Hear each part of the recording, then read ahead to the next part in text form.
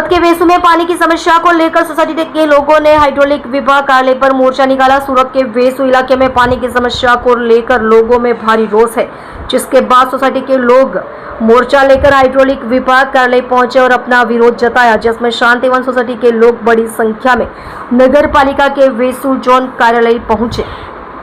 Society के लोग पिछले 15 दिनों से पानी की समस्या से परेशान थे। लगातार 15 दिनों से पानी नहीं आने से रो रहे थे। यहाँ 200 से ज्यादा परिवार पानी की समस्या से जूझ रहे हैं। सोसाइटी के गुस्साए लोगों ने अधिकारी के कैबिन के बाहर विरोध प्रदर्शन किया। लोगों ने अधिकारी मिनेश पटेल और सूरत नगर निगम के खिलाफ नारेबाजी की। लोगों की भीड़ देखकर अधिकारी और कर्मचारी कार्यालय छोड़कर भाग गए।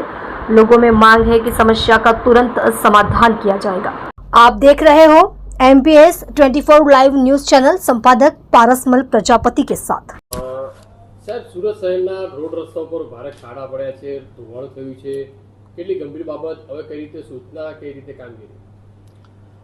3-4 દિવસ પહેલાં જે ભારે વરસાદ આવવાને કારણે મેટ્રોના કારણે જે CND વેસ્ટ પડ્યો હતો તેના કારણે જે જગ્યાએ પાણી ભરાણા હતા, આજે મેટ્રોના અમારી અધ્યક્ષતામાં સ્ટેન્ડિંગ ચેરમેન, ડેપ્યુટી મેયર, કમિશનરશ્રી, સુરત મહાનગરપાલિકાના તમામ ઝોનલ ઓફિસર, ઝોનલ ચીફ, હેડક્વાર્ટર્સવાળા, કમિશનરશ્રી તમામ અને મેટ્રોના બધા જ અધિકારીઓને એક મિટિંગ થઈ।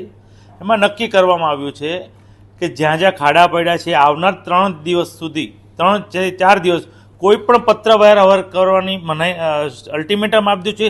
જાતે જ મેટ્રોના અધિકારી સંકલન કરી બંને સાથે ફરી જે 3-4 દિવસમાં ડ્રેનેજ તૂટી છે, સ્ટ્રોમ ડ્રેનેજ તૂટી છે, તેને 3 થી 4 દિવસમાં એને રિપેરિંગ કરે, જ્યાં ખાડા પડ્યા છે એ તાત્કાલિક રિપેર કરવામાં આવે। એ 3 થી 4 દિવસમાં આ તમામ કામ પૂર્ણ કરવા અલ્ટિમેટમ આપ્યું છે અને રોજ જ સાંજે એનું રિપોર્ટિંગ કમિશનરશ્રી અને મેયરશ્રીને મળી જાય।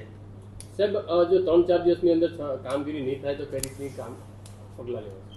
3-4 દિવસમાં કામગીરી નહીં થાય તો મેટ્રોનું અમે ગુજરાત સરકારને લેટર પણ લખશું કે મેટ્રોવાળાની જે કંઈ બેદરકારી છે એને છતી કરશું।